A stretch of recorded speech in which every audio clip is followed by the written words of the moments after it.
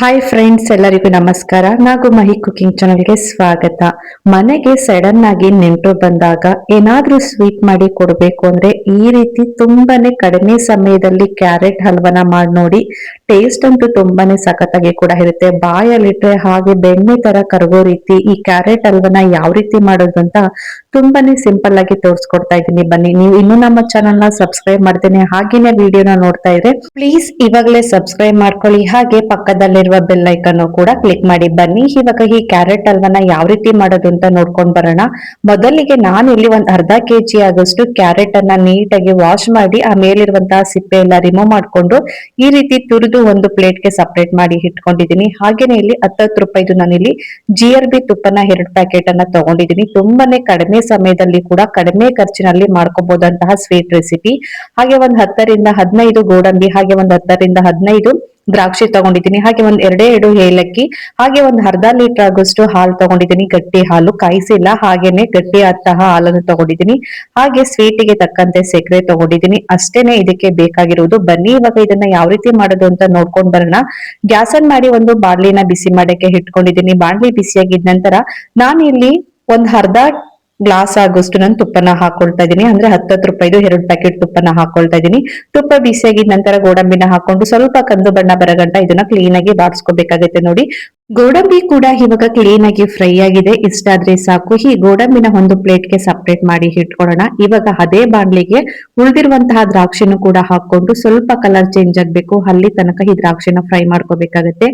ಈ ದ್ರಾಕ್ಷಿನ ಒಂದ್ 2 ರಿಂದ 3 ನಿಮಿಷ ಫ್ರೈ ಮಾಡ್ಕೊಂಡ್ರೆ ಸಾಕಾಗುತ್ತೆ. ಇದನ್ನ ಜಾಸ್ತಿ ಏನು ಫ್ರೈ ಮಾಡೋದೇನು ಬೇಕಾಗಿರಲ್ಲ. ನೋಡಿ, ಇಷ್ಟಾದ್ರೆ ಸಾಕು. ಇವಾಗ ಗ್ಯಾಸ್ ಅನ್ನ ಕಡಿಮೆ ಉರಿಯಲ್ಲಿ ಇಟ್ಕೊಂಡು ಈ ದ್ರಾಕ್ಷಿನೂ ಕೂಡ ಅದೇ ಪ್ಲೇಟ್ಗೆ ಸಪರೇಟ್ ಮಾಡಿ ಇಟ್ಕೊಳ್ಳೋಣ. ಇವಾಗ ಅದೇ ತುಪ್ಪಕ್ಕೆ ಇವಾಗ ನಾವು ತುರಿದು ರೆಡಿ ಮಾಡಿ ಇಟ್ಕೊಂಡಿರುವಂತಹ ಕ್ಯಾರೆಟ್ ಕೂಡ ಹಾಕೊಂಡು ಕಡಿಮೆ ಉರಿಯಲ್ಲಿ ತುಪ್ಪದಲ್ಲಿನೇ ಈ ಕ್ಯಾರೆಟ್ ಅನ್ನ ಕ್ಲೀನ್ ಆಗಿ ಫ್ರೈ ಮಾಡ್ಕೋಬೇಕಾಗತ್ತೆ. ಎಷ್ಟು ಕ್ಲೀನ್ ಆಗಿ ಫ್ರೈ ಮಾಡ್ಕೋಬೇಕು ಅಂತ ಹೇಳಿದ್ರೆ ತುಪ್ಪದಲ್ಲಿ ಒಂದು 25% ಆಗುವಷ್ಟು ಈ ಕ್ಯಾರೆಟ್ ಕ್ಲೀನ್ ಆಗಿ ಬೇಯಬೇಕು. ಆ ರೀತಿ ಇದನ್ನ ಫ್ರೈ ಮಾಡ್ಕೋಬೇಕಾಗುತ್ತೆ. ಕೈ ಬಿಡದರಂಗೆ ಇದನ್ನ ತಿರುಗಿಸಿ ಕ್ಲೀನ್ ಆಗಿ ಒಂದ್ 5 ರಿಂದ 10 ನಿಮಿಷ ಟೈಮ್ ಕೊಟ್ಟು ಇದನ್ನ ಕ್ಲೀನ್ ಆಗಿ ಈ ರೀತಿ ಫ್ರೈ ಮಾಡ್ಕೋಬೇಕಾಗುತ್ತೆ. ನೋಡಿ, ಇಷ್ಟು ಫ್ರೈ ಆದ್ರೆ ಸಾಕು. ಇವಾಗ ನಾನಿಲ್ಲಿ ಒಂದ್ ಅರ್ಧ ಲೀಟರ್ ಆಗೋಷ್ಟು ಹಾಲನ್ನ ಹಾಕೊಳ್ತಾ ಇದ್ದೀನಿ. ನೀರೇನು ಮಿಕ್ಸ್ ಮಾಡಿಲ್ಲ, ಗಟ್ಟಿ ಹಾಲನ್ನ ಹಾಕೊಳ್ತಾ ಇದ್ದೀನಿ.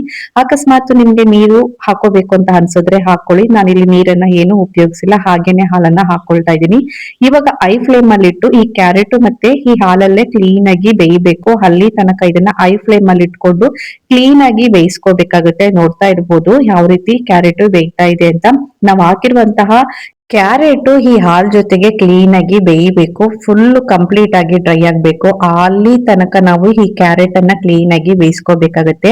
ಸ್ವಲ್ಪ ಹಾಲು ಜಾಸ್ತಿ ಹಾಕಿದ್ರು ಕೂಡ ಚೆನ್ನಾಗಿರಲ್ಲ. ಕ್ವಾಂಟಿಟಿ ತಕ್ಕಂಗೆ ನಾವು ಹಾಕೋಬೇಕಾಗತ್ತೆ. ನಾನಿಲ್ಲಿ ಅರ್ಧ ಕೆಜಿ ಕ್ಯಾರೆಟ್ಗೆ ಅರ್ಧ ಪ್ಯಾಕೆಟ್ ಗಟ್ಟಿ ಹಾಲನ್ನ ಹಾಕೊಂಡಿದೀನಿ. ತುಂಬಾನೇ ಪರ್ಫೆಕ್ಟ್ ಆಗಿ ಕೂಡ ಸಾಕಾಗುತ್ತೆ.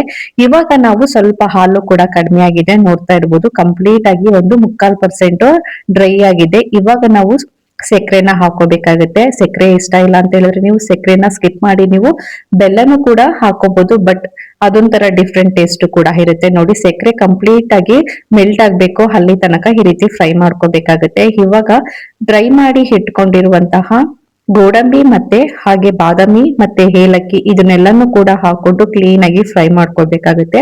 ಇವಾಗ ಲಾಸ್ಟ್ ಅಲ್ಲಿ ನಾವು ಗ್ಯಾಸ್ ಅನ್ನ ಕಡಿಮೆ ಉರಿಯಲ್ಲಿ ಇಟ್ಕೊಂಡು ಕಂಪ್ಲೀಟ್ ಆಗಿ ಹಾಲು ಮತ್ತೆ ಕ್ಯಾರೆಟ್ ಕ್ಲೀನ್ ಆಗಿ ಬೇಯಬೇಕು. ಅಲ್ಲಿ ತನಕ ಇದನ್ನ ಕ್ಲೀನ್ ಆಗಿ ಫ್ರೈ ಮಾಡ್ಕೋಬೇಕಾಗುತ್ತೆ. ನಾವು ಹಾಕಿರುವಂತಹ ತುಪ್ಪ ಸೈಡ್ ಅಲ್ಲೆಲ್ಲ ಬಿಟ್ಕೋಬೇಕು. ಅಲ್ಲಿ ತನಕ ಕ್ಲೀನ್ ಆಗಿ ಟೈಮ್ ಕೊಟ್ಟು ಫ್ರೈ ಮಾಡ್ಕೊಂಡ್ರೆ ಆಯ್ತು. ತುಂಬಾನೇ ಪರ್ಫೆಕ್ಟ್ ಆಗಿ ಕೂಡ ಈ ಕ್ಯಾರೆಟ್ ಹಲ್ವಾ ರೆಡಿ ಆಗುತ್ತೆ. ಎಲ್ಲೂ ಕೂಡ ತೆಳುವಾಗೂ ಇರಲ್ಲ, ಹಾಗೆ ಗಟ್ಟಿಯಾಗೂ ಕೂಡ ಇರಲ್ಲ. ನಾನು ಹೇಳ್ಕೊಟ್ಟ ಮೆಥಡ್ ಅಲ್ಲಿ ಎಲ್ಲೂ ಸ್ಕಿಪ್ ಮಾಡ್ತೀನಿ. ನೀವು ಕೂಡ ಫಾಲೋ ಮಾಡಿ ನೋಡಿ. ಟೇಸ್ಟ್ ಅಂತೂ ತುಂಬಾನೇ ಸಖತ್ತಾಗಿ ಕೂಡ ಇರುತ್ತೆ. ನೋಡಿ, ಇವಾಗ ಕಂಪ್ಲೀಟ್ ಆಗಿ ಡ್ರೈ ಆಗಿದೆ. ಇವಾಗ ಇದನ್ನ ಗ್ಯಾಸ್ ಅನ್ನ ಆಫ್ ಮಾಡ್ಕೊಂಡು ಬಿಸಿ ಬಿಸಿ ಇರ್ಬೇಕಾದ್ರೇನೆ ಬೌಲ್ಗೆ ಹಾಕೊಂಡು ಸರ್ವ್ ಮಾಡಿ ನೋಡಿ. ಟೇಸ್ಟ್ ಅಂತೂ ಸಖತ್ತಾಗಿ ಕೂಡ ಇರುತ್ತೆ. ಸಡನ್ ಆಗಿ ನೆಂಟರು ಬಂದಾಗ ಈ ರೀತಿ ತುಂಬಾನೇ ಕಡಿಮೆ ಖರ್ಚಿನಲ್ಲಿ ಹಾಗೆ ತುಂಬಾ ಕಡಿಮೆ ಸಮಯದಲ್ಲಿ ಒಂದು ಸ್ವೀಟ್ ರೆಸಿಪಿನ ಟ್ರೈ ಮಾಡಿ ನೋಡಿ. ಟೇಸ್ಟ್ ಅಂತೂ ಸಖತ್ತಾಗಿ ಕೂಡ ಇರುತ್ತೆ. ಬಾಯಲ್ಲಿಟ್ರೆ ಹಾಗೆ ಬೆಣ್ಣೆ ರೀತಿ ಕರ್ಗೋಗುತ್ತೆ. ನೀವು ಕೂಡ ಇವತ್ತೇ ಮನೆಯಲ್ಲಿ ಟ್ರೈ ಮಾಡಿ ನೋಡಿ. ಯಾವ ರೀತಿ ಇವತ್ತು ಅಂತ ಮರೆಯದೇನೆ ಕಮೆಂಟ್ ಮೂಲಕ ತಿಳಿಸಿ. ಈ ವಿಡಿಯೋ ಇಷ್ಟ ಆದ್ರೆ ಒಂದು ಲೈಕ್ ಮಾಡಿ. Thank you.